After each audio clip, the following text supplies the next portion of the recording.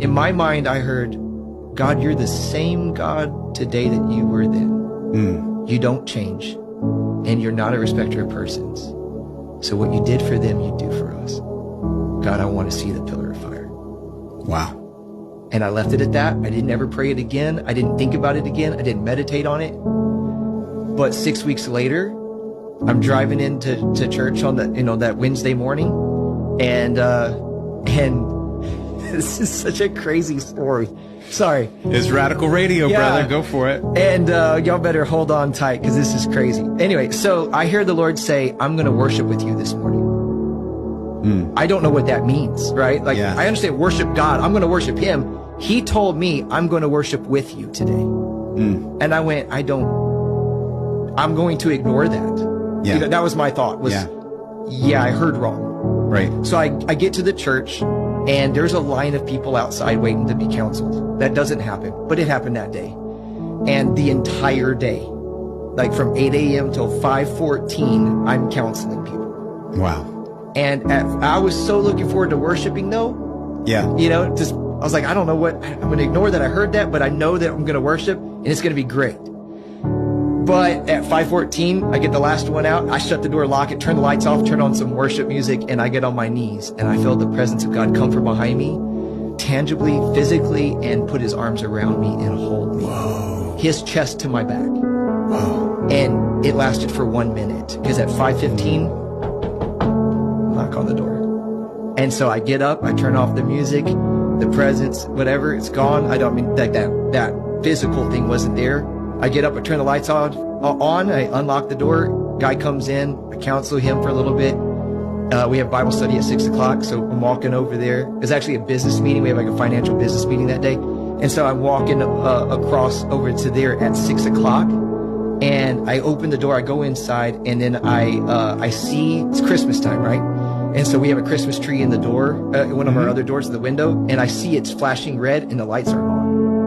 And I went, why is there red lights flashing on our Christmas tree? And I look out the window and I see emergency lights outside. And I was like, so I turned to our treasurer and I said, hey, Larry, I think the police might be outside. And as I said that, a fireman opens the door, and he is full gear, axe in hand, mask, everything. And he yells out, where's the fire? Wow. And I look at Larry and he looks at me, and both of us are like, what did you do? To each other.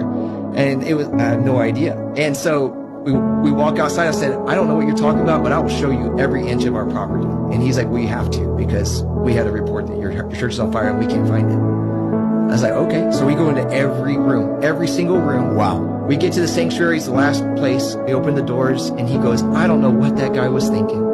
And my thought was, oh man, we're gonna have to do a lot of paperwork here, because now I'm looking out the windows of the sanctuary and realize there's 3 fire trucks. Whoa. Which in our town is pretty much the whole fleet. Yeah. Fire department. Yeah, that's the department. It's a whole group. Like every fireman in town is at our church. Wow. And I'm like, oh no. So I asked the guy, I said, do I need to fill out paperwork? He goes, no, well, maybe. Let's just, so we walk around the corner. At that time, the chief comes and parks between 2 of the trucks. And he grabs his hat, he puts on his coat, just like that cliche fireman. Like he looks like the chief, right? And so he comes and he's yelling like, y'all get to work, and why haven't you hooked up? No, we can't find the fire. He's like, what do you mean you can't find the fire? It's right over there. And I was like, sorry, sir, I'm the pastor. My name's Jeff. And whatever. He's like, yeah, I'm the chief. And he's like, I said, do I need to fill out paperwork? He goes, for what? I said, because y'all came out here and there's no fire. He goes, no, there is a fire. I know there's a fire. I said, what do you mean? He goes, I'm the one that called it in. Whoa. And I went, wait, excuse me? He goes, this is his, he said, I came out of the mayor's office at 5:14 today, and when I came outside, I saw a pillar of fire going from your church up into the heavens. He said, I drove over here, confirmed it's coming out of that door. Wow. And I went, which door? And I turned around around our sanctuary to the back where our offices are, and he goes, that one. I said, sir, that's my office. Come on, I'll worship with you today. Yeah. Yes. Yeah, so we had it. And, my thought was, I didn't get to see it. Wow. I asked to see the pillar of fire. I immediately remembered the prayer. I said, God, I didn't get to see it. You know what I heard? Neither did Moses. Wow. He said, Joshua and the nation did. Moses didn't. Wow. So go back and, read it. Come on. Go back to read that. The whole nation, I think it's like Numbers 3 or something like that. Yeah. Where it says that, like the whole, when Moses would walk to the tent, Yeah. everybody would come out and watch. Exodus 33. Exodus Yeah. 33, Yeah. that's it. And he would walk in and then the pillar would fall and Yeah, Joshua come would out. stand outside. That's right.